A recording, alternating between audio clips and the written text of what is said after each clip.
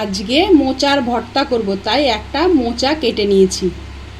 এইবার হলুদ জলে একটু মোচাটাকে সিদ্ধ করে নিচ্ছি। সিদ্ধ করে জলটা ফেলে দিলে মোচার কষটা বেরিয়ে যাবে। মোচা সেদ্ধ করে জল ঝরিয়ে নিয়েছি। এবার একদম জলটাকে পুরো চিপে চিপে তুলে নিচ্ছি।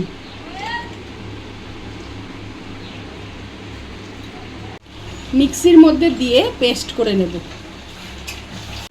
4 টেবিল চামচ সর্ষের তেল দিয়ে দিলাম। তেল গরম হয়ে গেছে, 1/4 চামচ কালো জিরে ফোড়ন দিয়ে দিলাম। কালো জিরেটা একটু তেলের সাথে নেড়ে চেড়ে নিয়েছি। এবার পেস্ট করে রাখা মোচাটাও দিয়ে দিচ্ছি।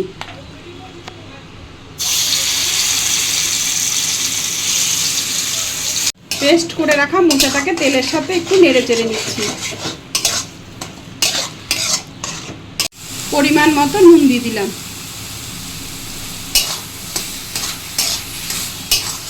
তেলের সাথে ভালো করে 5-6 মিনিট ধরে নেড়ে চেড়ে নিয়েছি মোচা পেস্টটাকে।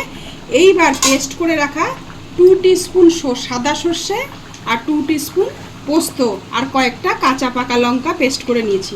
এবার এই পেস্টটাও দিয়ে দিচ্ছি, একসাথে মিশিয়ে দিচ্ছি।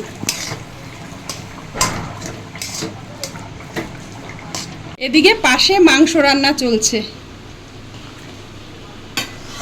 মিনিট খানিক এভাবে নেড়ে চেড়ে নেওয়ার পর এবার নারকেল কুড়িয়ে রেখেছিলাম, সেই নারকেল কোড়াটাও দিয়ে দিচ্ছি। এবার নারকেল কোড়ার সাথে মিশিয়ে দিচ্ছি। চাইলে একটু চিনিও দেওয়া যায়, কিন্তু আমি দিলাম না। তৈরি হয়ে গেল মোচার ভর্তা। এই যে পুরো একদম রেডি। তৈরি হয়ে গেল নিরামিষ মোচার ভর্তা।